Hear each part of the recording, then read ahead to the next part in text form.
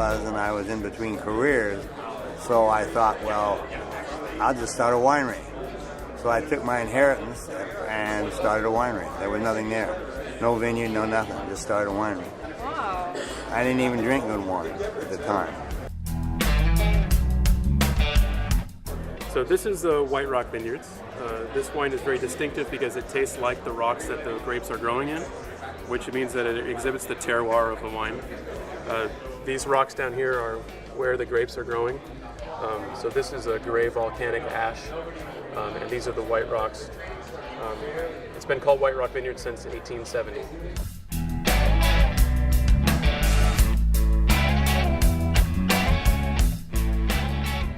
Why we launched the festival is basically because we wanted to make sure that the Hong Kong market got all the great wines that I grew up enjoying when I was in the United States. So the basis of the company and the basis of this festival is to bring all these small producers who really care about the craft and put together such great wines and just bring them to the Hong Kong audience and allow them the opportunity to learn from the winemakers, learn from the people who are making the wines, and enjoy them. What boutique means is, small wineries.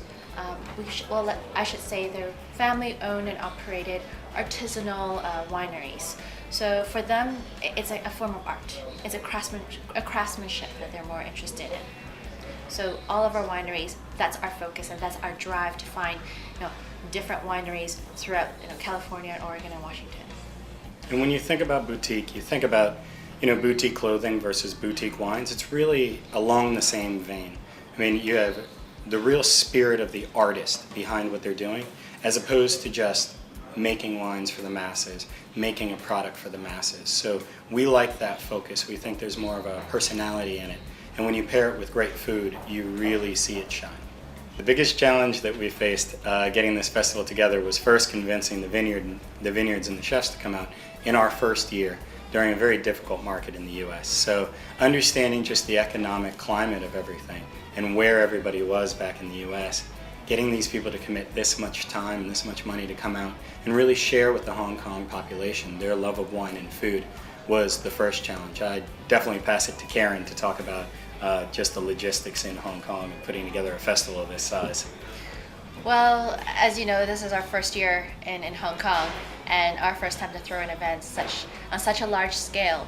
So in terms of bringing out the wines, just even down to the little nitty-gritty things such as the glasses, cards, place cards, everything. It was a good experience, I would say. With the festival, it was something that Ray and I really wanted to do from the very beginning, and it was the best way to introduce U.S. wines, because you can introduce it to a big group of people at that time with the wineries there.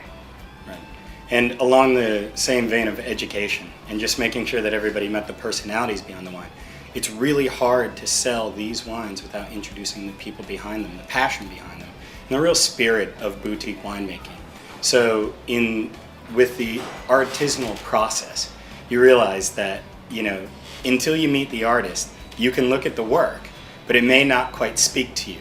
As soon as you have that artist in the room, in a painting, sculpture, anything, now all of a sudden it takes on life. You understand what was really behind it.